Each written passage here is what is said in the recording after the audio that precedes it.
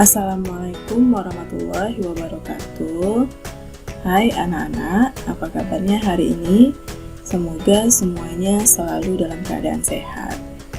Kali ini kita akan membahas materi di tema 7 tentang indahnya keragaman di negeriku. Subtema 1, keragaman suku bangsa dan agama di negeriku, dan pembelajaran 1. Dalam pembelajaran 1 kali ini, tujuan pembelajaran kita adalah yang pertama bahasa Indonesia, menjelaskan arti kata sulit dalam teks non-fiksi. Kemudian yang kedua, materi IPA, yaitu pengaruh gaya terhadap benda. Nah, materi pertama yang akan kita bahas yaitu bahasa Indonesia tentang teks non-fiksi. Apakah itu teks non-fiksi?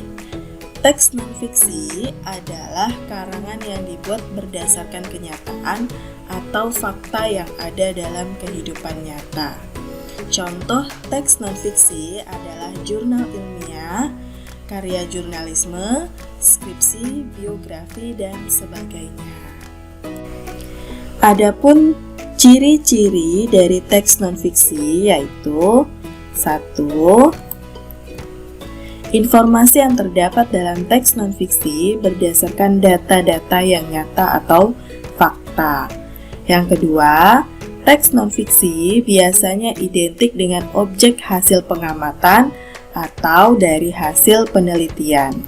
Kemudian yang ketiga, topik untuk teks non-fiksi lebih mudah ditemukan saat dibaca. Nah, saat membaca sebuah teks non-fiksi, kamu akan menemukan kata-kata sulit karena kamu tidak mengerti artinya. Nah, untuk mengerti arti dari sebuah kata, sebaiknya kamu mencari arti kata tersebut dalam Kamus Besar Bahasa Indonesia. Misalnya, jika kamu ingin mengetahui arti kata keragaman, lakukanlah hal-hal berikut ini. Nah, bagaimanakah caranya? Yang pertama, siapkan Kamus Besar Bahasa Indonesia. Kemudian yang kedua, tentukan kata dasar dari kata yang akan dicari maknanya.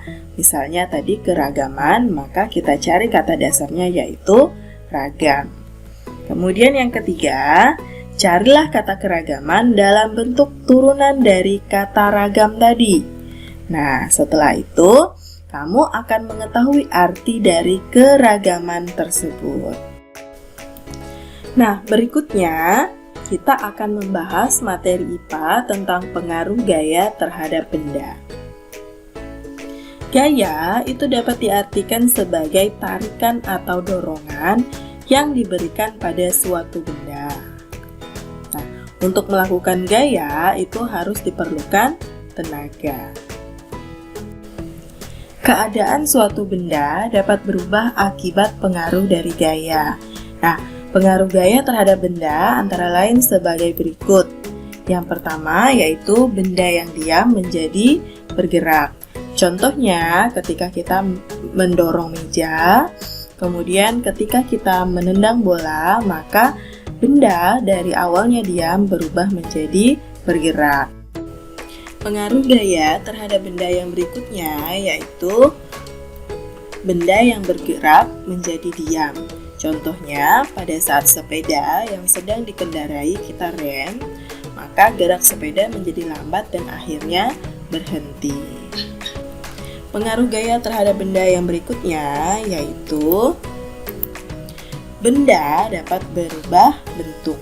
Contohnya, ketika kita membuat gerabah atau bermain plastisin, maka gaya yang diberikan oleh tangan kita akan mengubah bentuk benda. Yang terakhir adalah benda bergerak berubah arah. Nah, contohnya ketika kita memukul bola, maka bola berubah arah karena gaya yang diberikan.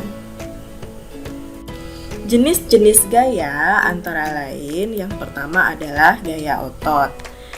Gaya otot adalah gaya yang timbul karena aktivitas otot. Contohnya, anak menendang bola, ibu memotong kue, dan ayah memindahkan televisi. Kemudian gaya gravitasi bumi adalah gaya yang disebabkan oleh gaya tarik bumi. Contoh, jika kita melempar benda ke atas, maka benda itu akan jatuh ke tanah. Atau penerjun payung yang melompat dari pesawat akan bergerak menuju ke permukaan bumi. Kemudian yang ketiga yaitu adalah gaya magnet. Gaya magnet adalah gaya yang timbul karena tarikan magnet terhadap benda yang terbuat dari logam tertentu. Benda-benda seperti besi, baja, nikel, kobalt termasuk benda magnetis. Artinya benda-benda yang dapat ditarik oleh magnet. Contohnya ketika besi didekatkan pada magnet akan tertarik oleh magnet. Kemudian yang berikutnya adalah gaya pegas. Gaya pegas adalah gaya yang terjadi akibat tarikan atau dorongan terhadap benda yang dilakukan menggunakan pegas elastis. Contohnya adalah ketapel, karet gelang, dan pulpen yang terdapat pegas di dalamnya. Kemudian yang berikutnya adalah gaya listrik. Gaya listrik adalah gaya yang ditimbulkan oleh benda-benda yang bermuatan listrik. Misalnya, jika penggaris plastik digosok-gosokkan pada rambut, lalu didekatkan pada potongan kertas-kertas kecil, maka penggaris tersebut akan dapat menarik potongan kertas. Nah, yang terakhir adalah gaya gesek. Gaya gesek adalah gaya yang timbul jika dua permukaan benda saling bertemu. Gaya gesek dapat menimbulkan adanya hambatan. Nah, semakin kasar permukaan suatu benda, gaya gesek dan hambatannya akan semakin besar. Contoh misalnya saat mengasah pisau menggunakan batu asahan. Nah, kemudian menghapus papan tulis dan gesekan ban mobil dengan permukaan jalan. Nah, demikianlah materi kita hari ini. Adapun kesimpulan dari materi kita hari ini yang pertama yaitu bahasa Indonesia tentang teks non-fiksi. Nah, teks non-fiksi itu adalah karangan yang dibuat berdasarkan fakta. Untuk menemukan kata sulit dalam bacaan, kita bisa mencari dalam Kamus Besar Bahasa Indonesia. Lalu pelajaran IPA, kita sudah mempelajari tentang gaya. Gaya adalah tarikan atau dorongan yang diberikan pada suatu benda. Gaya dapat mempengaruhi benda diam menjadi bergerak, benda bergerak menjadi diam, merubah bentuk benda, dan merubah arah gerak benda. Demikianlah materi pembelajaran hari ini, yaitu di tema 7, subtema 1, pembelajaran 1. Semoga video kali ini bermanfaat dan anak-anak bisa memahami semua materinya. Ibu akhiri sampai di sini. Wassalamualaikum warahmatullahi wabarakatuh.